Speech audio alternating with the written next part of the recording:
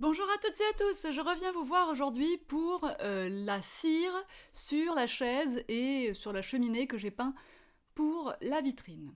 Donc, j'avais peint avec vous une chaise dans la peinture, dans le coloris Florence chez Annie Sloan, et cette chaise, évidemment, il faut la cirer, puisque sinon, elle n'est pas protégée et ça ne va pas. Et puis ce rendu mat n'est pas non plus très convaincant, la cire va donner toute sa profondeur à la couleur.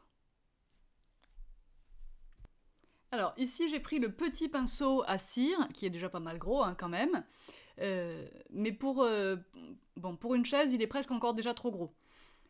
On pourrait prendre peut-être un pinceau un peu plus petit qu'on trouverait dans des brosses à pochoir par exemple, en tout cas pour les petits détails c'est ce que je prendrais.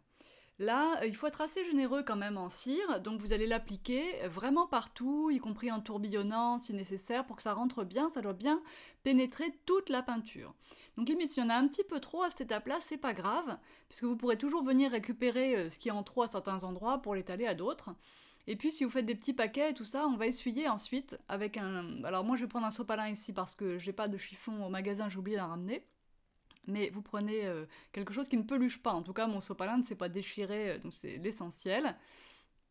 Et vous essuierez l'excédent de cire. On va le faire ensemble, vous allez me voir le faire de toute façon dans pas longtemps. Donc on n'hésite pas, avec la cire quand même, on en met. Et là, on est bien sur de la cire transparente. Vous allez voir qu'après, je vais utiliser ma cire brune, mais de toute façon, pour mettre de la cire brune, il faut d'abord avoir ciré en transparent. Sinon, ça ne va pas, vous ne pouvez pas maîtriser l'application de la cire et elle va accrocher à des endroits où vous n'en voudriez pas. J'ai fait un petit zoom ici, mais en fait sur cette couleur on va pas bien voir. Je voulais vous montrer la différence entre la peinture pas cirée et la peinture cirée. Mais vous n'allez pas bien voir ça sur cette couleur-là, vous allez bien le voir un peu après sur la cheminée parce que la couleur est plus foncée. En tout cas, vous voyez qu'il faut rentrer vraiment partout, dans les coins, dans les angles, et qu'on frotte le pinceau. Voilà, c'est un peu sportif quand même.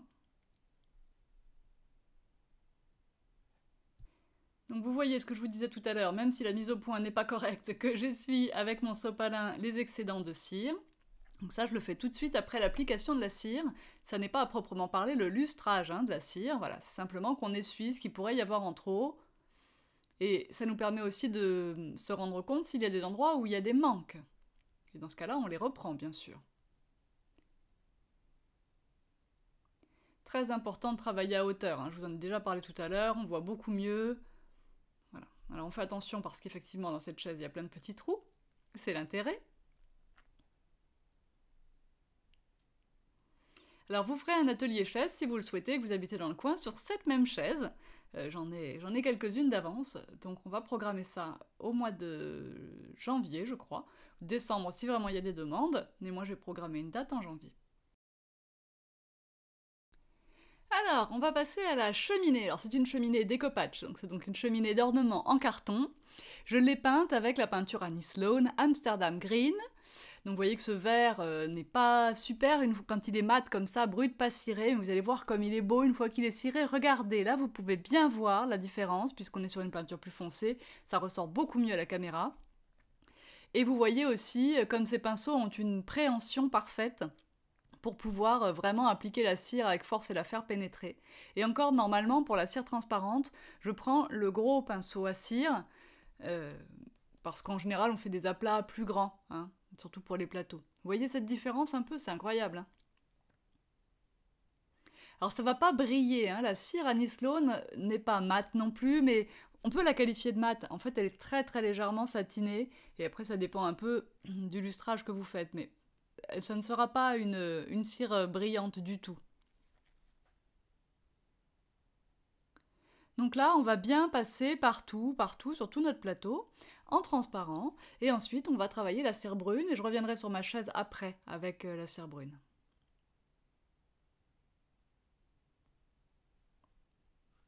Vous voyez que c'est pas un travail vraiment salissant, un travail de peinture avec la peinture Annie Sloan. Moi je suis habillée en tenue de ville, j'ai même pas mis mon tablier.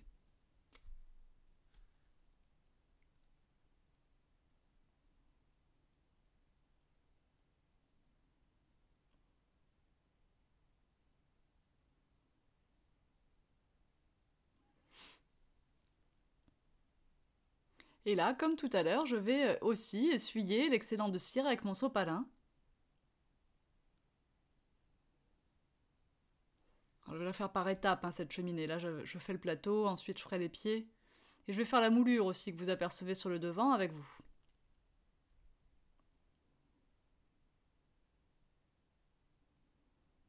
Voilà, donc il n'est pas question de lustrer, je répète, mais je préfère répéter. Il est juste question d'essuyer la cire en trop. On va donc commencer à s'amuser avec la cire brune, la cire Dark, qui s'appelle Dark, hein, donc chez Annie Sloan. Alors là, j'ai pris un autre pinceau, attention, hein. J'essaye de réserver un pinceau pour la cire brune, un pinceau et la cire noire, un pinceau pour la cire transparente et la cire blanche. Hein. Comme ça, on évite quand même de trop salir ces pots de cire. Et donc là, je vais appliquer un peu de cire brune. Vous voyez quand même, déjà, on a une tendance encore plus chaleureuse. Alors, je vais évidemment pas en mettre partout.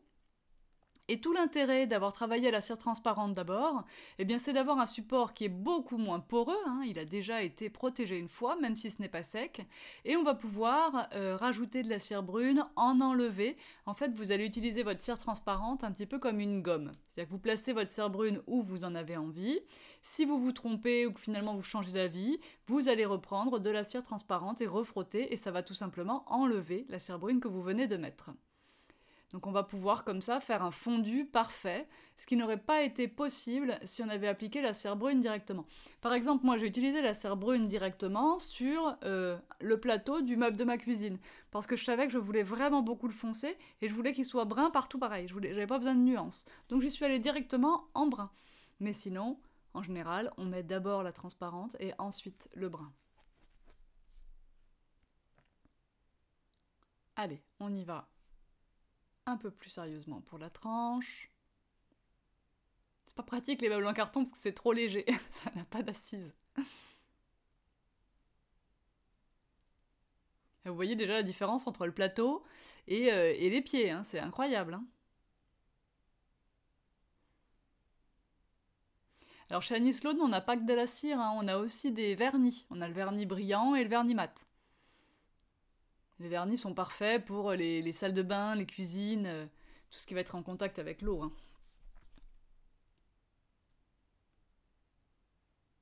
Donc la cire protège également, hein, mais peut-être pas sur un endroit où il va falloir laver et surtout pas dans une pièce humide. Voilà, vous avez vu, j'ai repris mon pinceau propre, enfin celui qui sert à la cire transparente, pour repasser au milieu et avoir vraiment quelque chose de très doux entre les bords et le centre qui est plus clair. Donc là, je recommence, donc cire transparente, partout, en frottant bien, en rentrant tant que je peux dans les petits trous.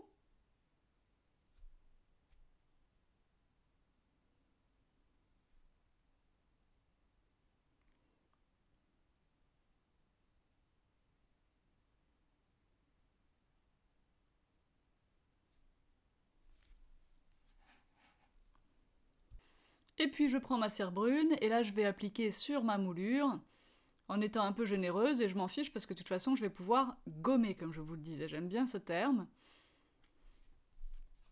Donc j'aimerais avoir de la cire brune vraiment dans les petits trous, et c'est là qu'en fait j'aurais dû reprendre directement le petit pinceau qui va me servir tout à l'heure pour d'autres morceaux de la cheminée et pour la chaise. Je n'y avais pas pensé à ce moment-là, tout simplement, mais de toute façon, voilà, j'insiste bien pour que la cire brune rentre dans l'intérieur de la moulure. Après, il faut être à peu près cohérent hein, sur les endroits qui vont être brunis, hein, forcément.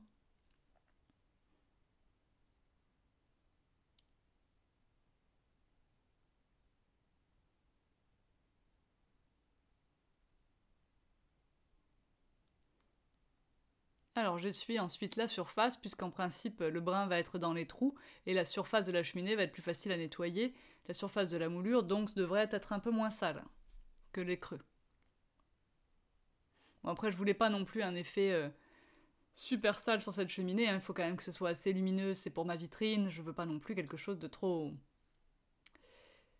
de trop sali.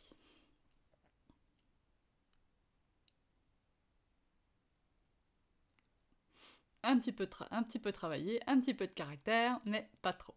Voilà, donc j'en ai ajouté en dessous, et ensuite je vais balayer tranquillement.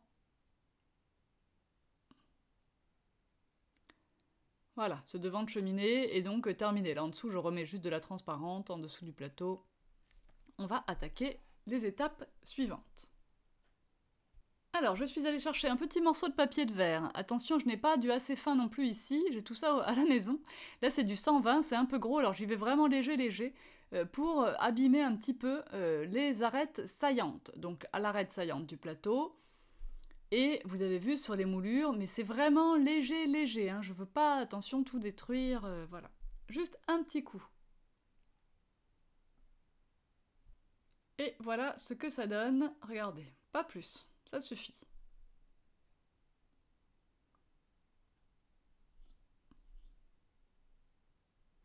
Alors, on va attaquer les pieds, enfin je les ai pas mal attaqués, vous le voyez. En fait, je les ai faits, hein, tout comme j'ai fait le devant avec vous. Et là, je vous montre qu'ensuite, on prend un chiffon, un vrai chiffon. Alors, ne vous fiez pas à la couleur du mien, vous avez l'impression qu'il est sale, pas du tout. Ces couleurs-là ne s'en vont plus au lavage, mais le chiffon est propre. Et je lustre, là, cette fois-ci, ma cire. Alors, je me rends compte qu'il y a des endroits où il en manque. Là, vous voyez qu'entre-temps, hein, j'ai attrapé un petit pinceau à pochoir pour aller faire les creux avec ma cire brune. J'avais un petit manque, donc je compense. Et pour le reste, je lustre, c'est-à-dire que là, je commence à essayer de faire briller, entre guillemets, puisque je vous ai dit tout à l'heure que de toute façon, on n'aura pas une finition brillante avec cette cire. Ça n'est pas du tout l'objectif de cette cire.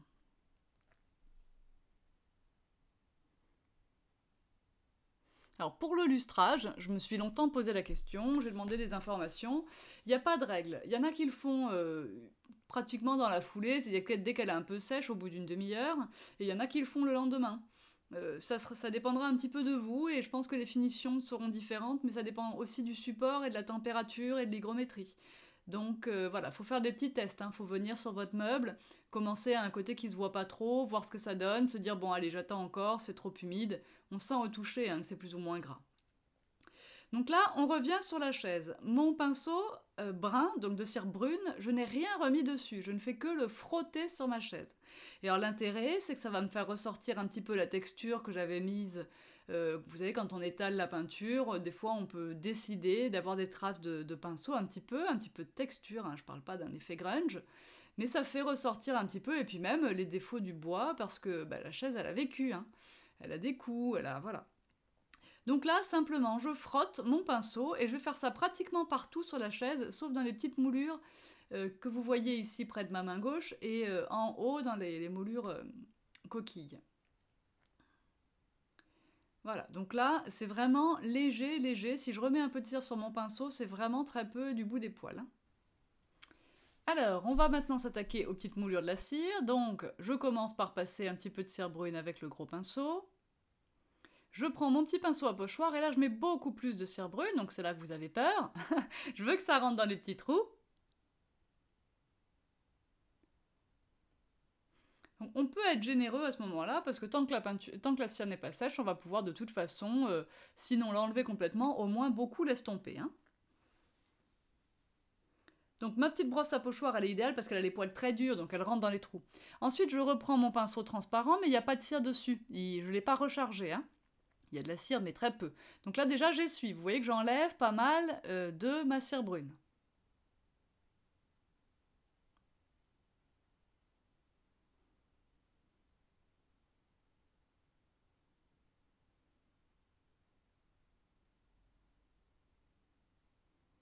Il faut jamais oublier d'arrêter, de regarder, de reculer et de se demander ce qu'on veut. Ne jamais rien faire de façon trop machinale. Ici, c'est pas assez brun dans ces petites moulures, j'en rajoute, voilà, et puis je refonds avec mon pinceau transparent. Et voilà, ma chaise me convient comme ça. On va maintenant, ça fait à peu près une demi-heure que j'ai fini, je vais commencer à lustrer un petit peu ma chaise, et voilà, ça va enlever le côté un peu pégueux de la cire. Et puis si je trouve que ça poisse encore un petit peu, bah, je pourrais relustrer ce soir ou demain matin, et puis ça sera fini, fini. Hein. Après on aura encore l'assise, donc on se reverra dans une troisième vidéo pour essayer de refaire, sans trop se casser la tête, l'assise de cette chaise. Voilà, donc là, on fait travailler, on fait de la gym, hein, pas besoin d'aller à la salle de sport. Nous, on peint les meubles et ça fait le même effet. Et bien sur ces images, je vais vous quitter. Je vais vous mettre des photos des chaises, et de la chaise et de la cheminée. Et puis vous me direz ce que vous en pensez. Et j'espère que vous vous en lancerez et que vous nous montrerez ça dans le club Tout en Colle sur Facebook par exemple. Moi, j'ai hâte de vous montrer ce que je vais faire avec tous les petits meubles qui m'attendent dans mon garage. En attendant, vous avez peut-être déjà vu la table que j'ai réalisée pour la cuisine, pour ma cuisine, avec des pieds en graphite et un plateau naturel. Si vous voulez voir plus de meubles, si ça vous intéresse beaucoup, n'hésitez pas à me le dire pour que je fasse plus de vidéos sur ce thème, parce que quand même à la base on fait loisirs créatifs, pas peinture sur meubles. Donc voilà, en tout cas je suis contente de partager ces nouveaux projets avec vous, et n'oubliez pas, le blog a changé d'adresse, il se trouve maintenant sur toutentuto.com, et c'est là que vous pourrez retrouver tous les tutos écrits de Tout en Colle. À bientôt, bye bye.